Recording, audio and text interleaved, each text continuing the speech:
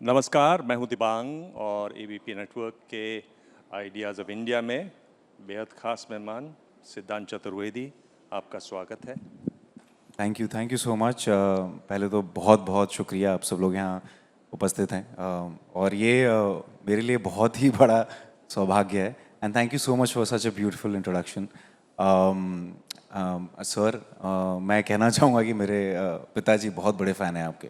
तो जब उन्हें पता चला कि आप मेरा इंटरव्यू ले रहे हैं, तो वो बहुत एक्साइटेड भी हो गए और थोड़े नर्वस भी हो गए कि बेटा सब सही बोलना, ठीक ठाक बोलना।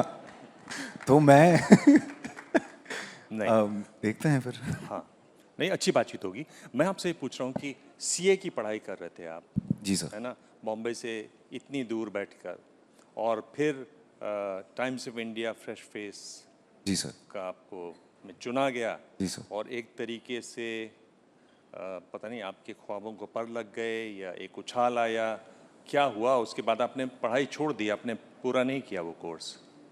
जी सर, ऐसा था कि शुरुआत में जहाँ से मैं आता हूँ, वो सपने जो देखना होता है वो कहीं ना कहीं उसकी इजाज़त नहीं होती कि बड़े सपने कि बॉलीवुड में हीरो बनना, ना कोई आगे ना कोई पीछे, कोई बैकिंग नहीं। तो मेरे पापा का, पिताजी का ये हमेशा कहना था कि पहले पढ़ाई पूरी कर लो। मैं नहीं चाहता कि अगर यहाँ कुछ अगर ना हो तो फिर तुम्हें एक एक मैंने जो तुम्हें लाइफ दी है वो एटलीस्ट वो तुम मेंटेन कर पाओगे। और पढ़ाई की उम्र है, पढ़ाई कर लो, 21 साल तक पढ़ाई कर लो, उसके बाद तुम्हें जो करना है करना। एक एटलीस्ट ऑप्शन रहेगा, एक फॉल बैक रहेगा तुम्हारे पास। तो मैंने कहा ठीक है पापा, कर लेता हूँ। तो बीकॉम कर लेता हूँ। तो कहा कि नहीं नहीं बेटा, बीकॉम से क्या होगा, बीकॉम करो। तो मैंने कहा ठीक है पापा, बीकॉम और एमबीए कर लेता हूँ। उन्होंने, बीकॉम और एमबीए से क्या होगा, बीकॉम और चार्टर्ड अकाउंटेंसी करो। मैंने कहा पापा, 21 साल की एज तक फर्स्ट अटेम्प्ट में सारी चीज़ें क्लियर करना मजाक नहीं है।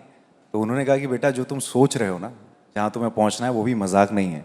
सो prove your self, show me that you really want that so bad, and you have to do something which you don't like or you're not fitting in. That's only when I know कि your passion for what you want to do is real. So मेरे लिए कहीं ना कहीं वो एक test था। तो मैंने बीकॉम अपने 12th के साथ सीपीटी दिया, आईपीसीसी किया बीकॉम के साथ, और सीए फाइनल की तैयारी, 2 साल का इंटर्नशिप होता है, वो किया। उसी दौरान मेरे कॉलेज का आखिरी साल था, फ्रेश फेस एक इवेंट हुआ करता था। मैं वैसे डांस और शादियों में, मुंडन में बचपन से डांस वगैरह का शौक़ था। तो कहा कि एक बार पार्टिसिपेट करके देखो। तो मैंने कहा ठीक है। तो तब तक क्या है कि पढ़ाई वढ़ाई करके थोड़ा मतलब बाल बड़े बड़े हो गए थे, हल्की हल्की जो दाढ़ियाँ फूट रही थी यहाँ से, और थोड़ा सा पेट निकल गया था वो पढ़ाई कर करके, 14-14 घंटे पढ़ाई करके। तो मेरे पास 2 महीने थे, 2 महीने में मैंने तैयारी की, अपना गाना वाना बनाया, और मैंने फ्रेश फेस में पार्टिसिपेट किया। वहाँ मैं पहले तो कॉलेज से जीत गया, मिठी भाई से। उसके बाद मुंबई लेवल पे जीत गया। उसके बाद नेशनल लेवल पे जीता मैं जब, तो फ्रंट पेज पे बॉम्बे टाइम्स और टाइम्स ऑफ इंडिया के मेरी फ़ोटो आई थी। सुशांत सिंह राजपूत थे और जैकलीन फर्नांडिस थी। और वो कहीं ना कहीं मुझे, कहीं मेरे पापा को भी कॉन्फिडेंस आया, मुझे भी आया कि यार इस कुछ कर सकता हूँ मैं। तो फिर वही वो पेपर को मैंने लैमिनेट कराया, और उसके बाद मैंने कहा कि देखो पापा, सीए फाइनल तक तो मैं पहुंच गया हूँ, अगर कुछ नहीं हुआ तो हमेशा बस एग्ज़ाम दे दूंगा, प्रोफेशनल एग्ज़ाम है, कभी भी अगर ऐसी कोई नौबत आई तो अभी मुझे थोड़ा सा एक्सप्लोर करने दीजिए। तो फिर उसी से मैं फिर ऑडिशन की लाइनों में लगना शुरू कर गया, वो पेपर का कटआउट लेके। तो एक तो आपने बताया कि आप डांस करते रहे हैं और डांस करते हैं, तो एक तो वो एक रास्ता खुल गया हमारा डांस का, हम जी वो सर। डांस बाद में देखेंगे। पर फिर आपने जो पहला काम किया एक तरीके से जिसके बारे में बात कर सकते हैं, वो है लाइफ सही है। क्या सही था उसमें? देखिए, उस टाइम लाइफ तो ऐसी थी कि सही नहीं जा रही थी। 3 साल हो गए थे सीए छोड़े हुए, और काम मिल नहीं रहा था। तो कई बार ऐसे लगता था कि यार कर ही लेता हूँ पूरा। किताबें दिखती थी, किताबें फेंकी नहीं थी मैंने, किताबें सीए फाइनल की वहीं पड़ी होती थी मेरे शेल्फ पे। तो मेरे पास एक ऑप्शन था कि यार जब नहीं मिलता था काम, रोज़ तो ऑडिशन होते नहीं है, तो मैं किताबें देखता था, यार मैं पढ़ ही लूँ क्या। तो उस टाइम ऐसा हो गया था कि यार एक कुछ मिल जाए। तो पहला मुझे ब्रेक उसमें मिला, एक छोटा सा, तब ओटीटी शुरू नहीं हुआ था, वेब शो कुछ भी, एक यूट्यूब पे मिनी सीरीज़ थी। तो मैंने कहा कि यार इसमें मैं कर लेता हूँ। तो एक किरदार प्ले किया था, 4 लड़कों की कहानी थी। वो काफ़ी हिट हो गया यूट्यूब पे, काफ़ी चल गया वो। 5 एपिसोड ही थे उसके। और फिर उससे थोड़ा सा और कॉन्फिडेंस आया कि यार कुछ किया जा सकता है। और वो की मैंने। उसके बाद मेरा था यार लेकिन फिल्म करनी है यार, सिनेमा कब मिलेगा, काम कब मिलेगा। तो फिर मैंने फिर वापस वही संघर्ष, फिर 2-3 साल लग गए उसके पहले, इनसाइड एज के पहले। हाँ, और इनसाइड एज की जो पार्टी थी उससे एक तरीके से रास्ता खुला, इनसाइड एज की पार्टी से। जी सर, वो कहानी ऐसी, मतलब मैं क्या बताऊँ आपको, ये लंबी कहानी है, मैं बताता हूँ आपको, लेकिन शॉर्ट में। शॉर्ट में कैसे बताएं, क्या टाइमर लगाओ। अच्छा एनीवे, देखिए तो ऐसा था कि मुझे लाइफ सही है मिल गई थी। उसके बाद मैंने फिर लग गया कि यार कुछ मिल जाए, इनसाइड एज मिल गया। इनसाइड एज में क्रिकेटर का रोल प्ले किया था मैंने। और उसके बाद अब ये 4-5 4 साढ़े 4 साल बीत चुके थे इस चीज़ में। कई बार मैं फिल्मों में सेलेक्ट होता था और रातों रात मुझे निकाल दिया जाता था। तो एक बार ऐसा भी हो गया था कि बहुत पहले मेरे घर में कोई शादी थी मेरे भाई की, मैं जा नहीं पाया था। क्योंकि मेरा था कि मैं वेट कर रहा था कि स्क्रीन टेस्ट देके शायद प्रोड्यूसर बुला लें। तो मैं रुक गया था, मैंने कहा मम्मी पापा को कि आप लोग जाइए शादी में, मैं वेट करता हूँ। और वो नहीं हुआ काम। तो मैंने जाके अपने बाल शेव कर लिए, क्योंकि मैं उसी किरदार में था, मेरा उठना बैठना उसी जोन में चल रहा था। तो जब इनसाइड एज हुआ और वो थोड़ा बहुत चल गया, तो उसके बाद एक और मेरे दूसरे भाई की शादी थी। तो मैं कलकत्ता में था उस समय। और तभी आया मुझे मैसेज कि इनसाइड एज की पार्टी है, आ जाना। टीम से आया था। तो मैंने कहा कि यार देखो यार, मैंने बहुत अपने घर की शादियाँ मिस की हैं, मैं नहीं जा रहा, मैं यहीं बारात में नाचूंगा, भाई की शादी है मेरे। तो मेरे पापा से मैंने बताया कि यार ये मुझे बुलाया गया है। तो पापा ने कहा जाओ। मैंने कहा कि क्या होगा पार्टी में जाके, क्या होने वाला है।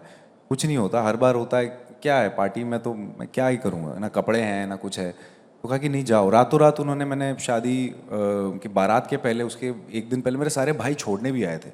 उनको लगा कि यार बॉलीवुड की पार्टी है, एक्सेल एंटरटेनमेंट की पार्टी है, भाई जा रहा है, किसी को कुछ पता नहीं क्या होने वाला है। तो मैं गया, साहब छोड़ने आया एयरपोर्ट पे, मैं पहुंचा वहाँ पे।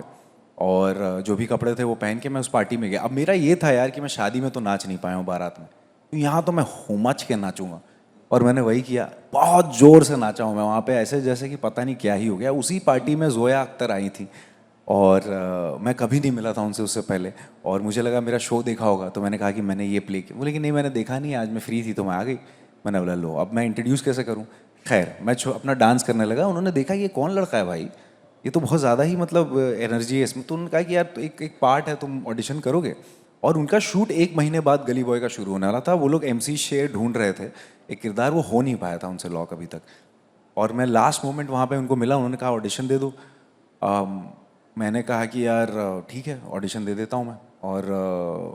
और मैंने कहा कि अब मुझे ये इस फिल्म के बारे में पता था, क्योंकि ऑडिशन सर्कल में पहले ही पता होता है। तो मुझे पता था कि रणवीर सिंह और आलिया भट्ट हीरो हीरोइन है। तो मैंने कहा कि यार मैं क्या करूँगा इसमें, मैं बैठा हूँ कि कोई हीरो बना दे यार। तो वो जोया ने कहा कि नहीं एक पार्ट है। तो मैंने कहा कि मैं ऑडिशन दे देता हूँ, फिर देखते हैं कि क्या होता है। मैंने ऑडिशन दिया उसका और फिर मुझे कॉल आ गया कि यार हमें अच्छा लगा ऑडिशन, तुम आ जाओ स्क्रीन टेस्ट, लुक टेस्ट के लिए। तो 2-3 पड़ाव थे, वो पूरा करके मैं फिर गया और फिर लॉक हो गया। 15-20 दिन थे मेरे पास तैयारी करने के, पूरी जान लगा दी मैंने। और फिर जो हुआ वो हुआ। और उसमें आप रैप जी सर, करते रैपर हैं और आप वैसे भी आप कविता लिखते हैं और उन कविताओं को एक तरीके से रैप में सुनाते हैं। और आप लिखते हैं, सुनाते हैं, ऑडियंस भी है, ताली भी बजा रही है। तो आपको सुनाना चाहिए कि नहीं सुनाना चाहिए? कुछ लाइनें सुना दीजिए। देखिए मैं जो लिखता था वो तो मैंने प्यार मोहब्बत में कविताएं लिखी थी। तो वो रैप जो होता है वो थोड़ा सा गली बॉय टाइप वाला, वो जोन नहीं था मेरा। मैं रोमांटिक लिखता था कविताएं। लेकिन अगर आप बोल रहे हैं तो मैं कुछ मैंने अपनी ज़िंदगी और अपनी जर्नी के ऊपर कुछ लिखा था, वो मैं आपको सुना देता हूँ। ज़रूर। कुछ ऐसा है कि सपनों की क्या कीमत बताऊं, बस रोज़ कम होता उधार मेरा। देखी मैंने जिंदगी है, कुछ मेरी और कुछ तेरी है, कुछ हवा में यूं उड़ी है, कुछ ज़मीन पर गिरी है। धूल सी लगी है इस पे आंसुओं से फिर धुली है, फिर उठी है, फिर हुनर है लेकिन कमी है तो जेब में, और ना वज़न सरनेम में। पर हम वही हैं जो कल्पना से कल अपना संवार लें, मिट्टियों के पुतलों से रंगमंच को निखार दें। सपनों की क्या कीमत बताऊं, बस रोज़ कम होता उधार ये। तो थैंक यू सर। वाह, लोगों को पसंद आ रही है आपकी कविता। लगता है एक आध और सुनानी पड़ेगी। बाकी सारी रोमांटिक है। अच्छा, पर फिर एक बड़ी फिल्म आई धड़क, और धड़क में एक दलित लड़के का रोल है। ये समझना चाह रहा हूँ संक्षेप में कि किस तरह से आपने उसकी तैयारी की, किस तरह से सिद्धांत अपने कैरेक्टर्स की तैयारी करते हैं? देखिए, जो भी किरदार मैंने अभी तक किया है, चाहे वो गली बॉय हो गया, चाहे वो गहराइयाँ वो खो गए हम कहाँ, जिसमें स्टैंड अप कॉमेडियन, तो हमेशा मैं वो किरदार चुनता हूँ जो मुझसे थोड़े से दूर हैं और अलग हैं, क्योंकि मुझे लगता है कि मेरी लाइफ में मैं इतना इंटरेस्टिंग नहीं हूँ, तो थोड़ा मैं चाहता हूँ कि मैं कुछ किरदारों के ज़रिए ज़िंदगी को समझूँ। तो ये मेरे ये उसके पहले फिल्में थी, लेकिन कुछ गहराइयाँ चल गई थी, ओटीटी पे खो गए हम कहाँ, बॉक्स ऑफिस पे कुछ इतना कुछ कमाल नहीं हो पाया था, क्योंकि कहीं ना कहीं वो बैठ नहीं पाई थी, पैंडेमिक आ गया था, बहुत सारी चीज़ें इंडस्ट्री में चेंज हो गई थी। जो सिलेबस की पढ़ाई करके मैं आया था वो सिलेबस ही चेंज हो गया पूरा। Big action films, south Indian films, pan India films were being made, और एज ऑन अ न्यू कमर जल्दी इतना कोई आपको अपॉर्चुनिटीज़ अमाउंट नहीं करता है। तो धड़क एक ऐसे समय पे आई जब मुझे इसकी बहुत ज़्यादा ज़रूरत थी। मैं ऐसे एक पड़ाव पे था ज़िंदगी में जहाँ पे मुझे लग रहा था कि अब अगर कुछ एक इम्पैक्टफुल नहीं आया, तो शायद मैं अब इस चीज़ से निष्कासित कर दिया जाऊँगा, इस चीज़ से बाहर कर दिया जाऊँगा, क्योंकि हर एक फिल्म जो होती है बहुत इंपॉर्टेंट होती है, बार बार आपको चांस नहीं मिलता। तो ये फिल्म आई और कहीं ना कहीं मैं रेजोनेट कर गया था कि यार ये मुझे करना है, क्योंकि आई वॉज फीलिंग कि यार मैं मिसफिट हूँ, और मुझे फील हो रहा था कि यार मैं आउटसाइडर हूँ। मुझे फील हो रहा था कि यार मुझे इंक्लूड और होना है और चीज़ें हासिल करनी है, लेकिन मुकाम मिल ही नहीं रहा है, कोई सीट पे तो बैठा है, कोई ये मौका तो दे। तो ये मौका मुझे मिला, और नीलेश BLLB जो है, वो कहानी भी उस लड़के की वही है कि वो एक बड़े बड़े सपने लेके एक छोटी सी बस्ती में कॉलेज में आता है और चाहता है कि मुझे भी बराबरी का मौका मिले, और जो वो संघर्ष से गुजरता है उसी की कहानी है। अब इस किरदार में जो उसका पैथोस था, जो उसका इंटरनलाइजेशन था, वो काफ़ी में रिलेटेबल था मेरे लिए। जो एक्सटर्नल चीज़ें थी जैसे कि कास्ट डिस्क्रिमिनेशन, ये सारी चीज़ों को लेकर ये मुझे बहुत ज़्यादा स्टडी करना पड़ा, मुझे बहुत ज़्यादा उसके अंदर घुसना पड़ा। हालांकि मुझे इस चीज़ से वाकिफ़ था मैं, लेकिन किस हद तक ये चीज़ें होती हैं वो उस चीज़ से मैं शायद मुझे नहीं पता था कि इस हद तक इस डेप्थ में ये चीज़ें हैं। तो जो रिसर्च होता है, हर फिल्म का मेरा होमवर्क होता है, वही मैंने किया। मैं गया भोपाल में बस्ती में रहा, अपने गांव गया बलिया, वहाँ मैंने देखी बहुत सारी चीज़ें, और बहुत ही नॉर्मलाइज हो गई थी ये सारी चीज़ें। तो ये सारी चीज़ें मैंने समझी और बातचीत की उनके साथ, उनके बीच में रहा। लेकिन मुझे एक चीज़ समझ में आई कि आप जितनी भी कोशिश कर लो, आप वो चीज़ एक पूरी हद तक समझना वो तो मुश्किल है। तो मैंने अपना जो पैथोस है, जो मुझे एज फील होता था हमेशा से, जो एंग्स्ट था मेरे अंदर, वो मैंने, और जो नीलेश का एंग्स्ट था, वो कॉमन ग्राउंड ढूंढ के जो इमोशन वाइज वो एग्जीक्यूट करने की कोशिश की। बाकी शाज़िया इकबाल का डायरेक्शन था और उनकी लिखाई थी, तो जी। उन्होंने डायरेक्शन किया। बाकी जो मुझसे हो सकता था, रिलेटेबिलिटी, जो मेंटल स्टेट है, इमोशनल स्टेट है, वो उस पर मैंने ज़्यादा फोकस किया था सर। आपने अपने पिताजी की बात की, उनको नमस्ते है मेरी तरफ से, सलाम है। और उन्होंने आपको ये कहा, एक तरीके से सूत्रवाक्य दिया अपनी ज़िंदगी का कि जो वही काम करना जो आपको मन में करे, जिसमें मन न हो वो काम नहीं करना। और ऐसा भी बताते हैं कि वो आपकी फिल्मों में भी चले आते हैं कि ये वाली फिल्म मत करो, ये वाले ऑफ़र मत लो, बड़ा इंटरफेयर करते हैं आपकी लाइफ में। नहीं, वो इंटरफेयर नहीं है, एक तरह से मैं कहूँगा कि क्या बोलते हैं, जैसे कि कोई चीज़ बनती है, जैसे एक अगर आप एक उसको ढांचा देना, एक अगर मैं फूल हूँ और एक पौधा हूँ, वो उग रहा है, तो उसको एक तरह से शेप देना, नहीं तो वो तो उग जाएगा किसी भी तरफ। तो उसकी थोड़ी सी उसकी छांट करना, क्योंकि क्या होता है कि उनको उम्र ज़्यादा है, उनको ज़िंदगी की समझ ज़्यादा है, सिनेमा की भी बहुत ज़्यादा है, उनको बहुत फिल्में पसंद हैं। तो उनसे मैं डेफिनेटली हर चीज़ में एडवाइस तो लेता हूँ, लेकिन कहीं ना कहीं हम दोनों बात करते हैं हर चीज़ पे, कोई भी चीज़ चूज़ करने से पहले। तो इंटरफेरेंस तो नहीं कहूँगा अभी तक, मैं कहूँगा कि he never wanted me to short sell myself. वो मुझे कहते थे, जो एक भरोसा होता है ना, खुद पे दिलाना किसी को, क्योंकि अगर कोई कहे कि यार नहीं यार नहीं हो पाएगा, लेकिन आपको फिर लगने लगता है कि शायद नहीं हो पाएगा, लेकिन कोई अगर आपके आसपास हो और कहे कि यार नहीं हो जाएगा, मैं जानता हूँ कि तुम कुछ हो और कुछ करोगे तुम, तो वो भरोसा दिलाना एक जो होता है ना, वो उनका सबसे बड़ा, it is more to do with faith rather than script choosing. जब मुझे लगता है कि यार मैं कर लेता था, जब मैं शुरू मैंने किया था तो मुझे लगता था यार जो काम मिल जाए मैं कर लेता हूँ, लेकिन वो कहते थे नहीं रुक जाओ, टाइम है, रुक जाओ। तो इस वजह से आपने एक आध फिल्म मना भी कर दी, एक आध कॉन्ट्रैक्ट भी मना कर दिए। जी मुझे लगा कि यार वो कह रहे हैं तो उनकी बात मान लेते हैं। हाँ वो हमेशा मुझे कहते थे कि बेटा देखो, वो चाहते थे कि शाहरुख खान को रोल मिले।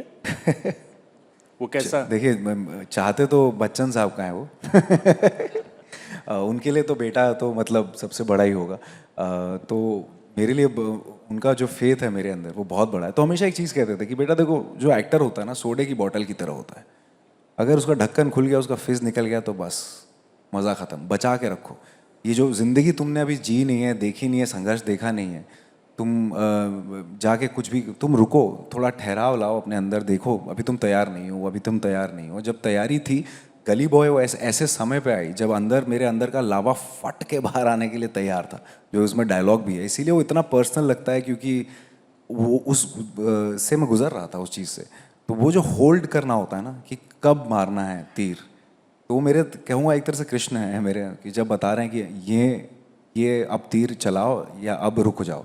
तो ये जो है ना, ये गाइडेंस मुझे लगता है मेरे लिए वो कृष्ण भगवान जैसे हैं। मैं अर्जुन हूँ उनका, लेकिन इंटरफेरेंस नहीं है, एक तरह से गाइडेंस मैं कहूँगा सर। देख रहे हैं आपका लड़का आपके बारे में अच्छी बातें कर रहा है, घर में भी अच्छी बातें करते हैं कि घर में लड़ भी जाते हैं कभी कभी?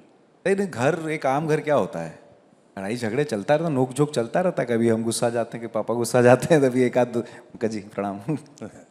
अभी तो होता रहता है, आगे पीछे चीज़ें होती रहती हैं, डिस्कशन होता है, there is an open discussion, जो कि मुझे बहुत सही लगता है। तो ऐसा नहीं है कि इट्स बातचीत होती है। मेरी हर सुबह उनसे ही शुरू होती है। हम बैठता हूँ, मैं सुबह उनके साथ चाय पीता हूँ, चाय पे चर्चा होती है देश की, सिर्फ सिनेमा की नहीं, देश की भी होती है। बहुत सारी चीज़ों के बारे में पता चलता है मुझे सुबह सुबह। पर अम्मा जरूर चाहती होंगी कि रोमांटिक रहे बेटा, बिल्कुल। ऐसा हीरो। अच्छा, मम्मी को पसंद है राजेश खन्ना। मम्मी तो राजेश, मतलब उनको वो उनके लिए ही तो है कि यार फैमिली ओरिएंटेड रोम कॉम प्यारी सी फिल्में करो। तो इसीलिए अभी हाल ही में फिल्म आई थी दो दीवाने शहर में, जो कि बंसाली सर ने प्रोड्यूस की थी। वो मेरी मम्मी के लिए मैंने वो फिल्म की थी, क्योंकि मम्मी को बड़ा पसंद है थोड़ा सा। मम्मी के लिए तो बबुआ हूँ ना मैं, मम्मी अच्छा। के लिए तो वो नहीं है। पापा के लिए कि भाई, तो वो अलग अलग डायनामिक है, जो मुझे लगता है कि मैं काफ़ी भाग्यशाली हूँ कि मुझे दोनों का एक बैलेंस मिलता है हमेशा। तो मम्मी कहती नहीं है कि बबुआ 32 के हो गए, अब कर लो शादी, शादी करोगे तो फिर अच्छा भी होगा, कुछ ऐसा? नहीं नहीं, बिल्कुल कहती है मम्मी, कहती है ईमानदारी से? अरे बिल्कुल, मम्मी कहती है कि देखो भाई, पापा चले जाते तुम्हारे काम पे, तुम चले जाते हो एक्टिंग करने, तुम्हारे भाई बड़ा हो गया कॉलेज चला जाता है, मैं अकेले ही रह जाती हूँ घर पे, यार कुछ करो, ब्याह व्याह करो। तो मैंने कहा कि मम्मी, अगर जो शादी करके जो भी आएंगी वो भी तो काम पे जाएंगी, वो ज़रूरी नहीं है ना कि घर में बैठेंगी। लेकिन नहीं बेटा, वो तो जाएं काम पे, लेकिन कोई खिलाने के लिए छोटा बच्चा तो हो। मैंने यहाँ शादी नहीं, शादी के बाद वाली सीधे। मम्मी वहाँ जब मार जाती कि अरे मैं खिलाऊंगी ना, वो जाएं काम करें अपना। मैंने कहा कि अरे यार, उसके लिए शादी करने की क्या ज़रूरत है मम्मी।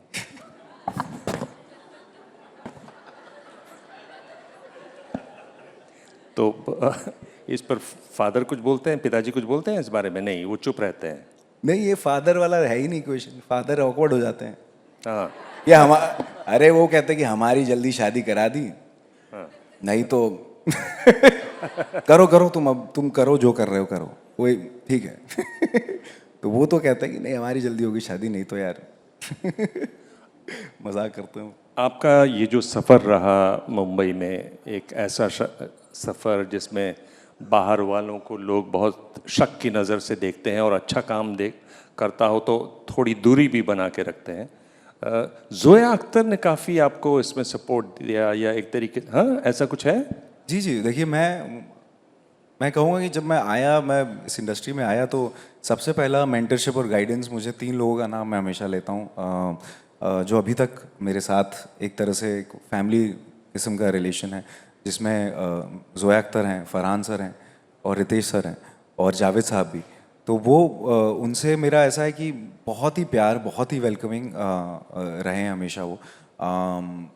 और इतना प्यार, मुझे लगता है कि मैं कुछ भाग्यशाली हूँ कि ऐसा इतना प्यार मिला। और सिर्फ वही नहीं, धर्मा प्रोडक्शंस की भी 2 फिल्में की मैंने। करण जौहर, उन्होंने मुझे अभी तक की मेरी लाइफ की सबसे कमाल की इंटेंस परफॉर्मेंस वाली फिल्म दी है, गहराइयाँ, उस समय दी जब मेरी गहराइयाँ पहली फिल्म थी जो मैंने साइन की थी दीपिका पादुकोण के साथ, शकुन बत्रा के साथ, अनन्या पांडे के साथ। तो उन्होंने भी बहुत, आदित्य चोपड़ा, उन्होंने मुझे बंटी बबली में रानी मैम के साथ, सैफ अली खान के साथ, तो मेरे लिए तो एक तरह से काफ़ी वेलकमिंग रहा है।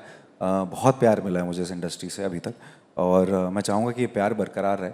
और मुझे लगता है कि मैं और ज़्यादा कुछ बॉक्स ऑफिस पे भी कमाल हो तो और ज़्यादा और प्यार बढ़ता रहे और जनता का भी प्यार ऐसे ही बरकरार रहे। लेकिन मुझे कभी ऐसा लगा नहीं है कि, शुरू में लगता था जब मैं बाहर था कि शायद पता नहीं कैसे, लेकिन ऐसा कुछ नहीं है। अगर आप में टैलेंट है और अगर आप में वो शिद्दत है और आपका अब ग्रेस है अगर आप में, तो फिर I think everyone is as graceful as it can be. अब पिताजी क्या कहते हैं कि नैया पार हो गई बेटा कि अभी मझधार में है? जीवन ही मझधार में है सर। मतलब जब नैया कब पार नहीं होती कभी यहाँ, हमेशा वो सफ़र ऐसा होता है कि you are always chasing your future self. हमेशा एक विजन होता है जिसको आप चेस करते हो। तो अभी तो बहुत कुछ करना है मुझे लगता है, और बहुत कुछ करने के बाद भी ऐसा लगेगा कि दुनिया आप देख ही रहे हैं विद OTT एंड जो इंक्लूसिविटी जो आ रही है, तो ग्लोबल प्लेटफॉर्म खुल गया है, कोरियन फिल्म्स आ गई हैं। हमारी फिल्म RRR राजा मौली सर अभी होम बाउंड ऑस्कर में गई थी। इनफैक्ट मेरी पहली फिल्म गली बॉय इंडिया की ऑफिशियल एंट्री थी। इनसाइड एज एमीज में नॉमिनेट हुई थी। तो अभी इंक्लूजन बढ़ गया, तो कभी ये सिलसिला रुकेगा नहीं और रुकना नहीं चाहिए। मुझे लगता है कि अभी बहुत कुछ हासिल करना है और करते ही रहना है। हमारा टाइम सब दिखा रहा है काफ़ी देर से। आने वाली फिल्में संक्षेप में जिनका लोगों को इंतज़ार रहना चाहिए, जो इंटरेस्टिंग हैं, जिनके बारे में आप बताना चाहें। देखिए, जैसे कि मैं हमेशा कोशिश करता हूँ कि हर बार कुछ नया लेके आऊँ, तो अगली जो फिल्म है वो विकास बैल डायरेक्ट कर रहे हैं, जया बच्चन के साथ हैं, वामिका गब्बी हैं।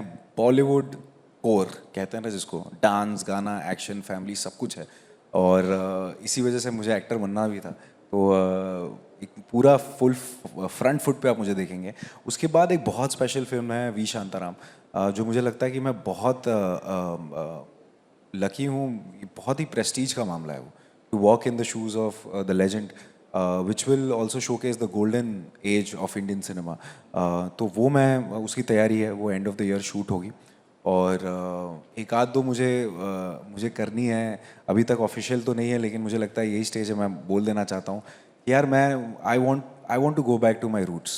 मुझे बलिया की कहानी कहनी है, मुझे कुछ कहना है जो मैंने ज़िंदगी एक देखी है वहाँ की।